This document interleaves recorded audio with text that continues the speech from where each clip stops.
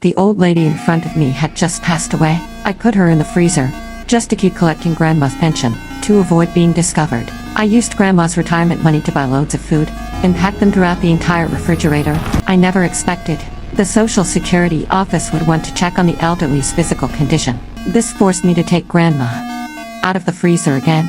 But Grandma was frozen rock solid, and there was no way she'd thaw completely before the workers arrived.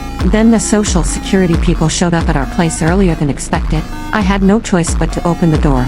The man walked into the house and saw the old lady playing cards with her granddaughters. To make the man drop his guard, I quickly pulled him into my room and started confessing my feelings for him passionately.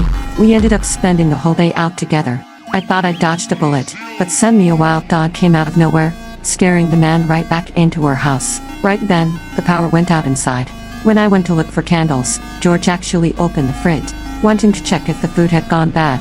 I instantly panicked to the extreme. Thankfully, the fridge had already been restored to its previous state. The next day, an old man showed up, saying he had an appointment to meet with Grandma. He'd been waiting forever without seeing Grandma, and said if he didn't see her by 5 p.m., he'd call the cops and have us all arrested. To fool the old man, I started doing my makeup to look like Grandma, planning to pull off the deception.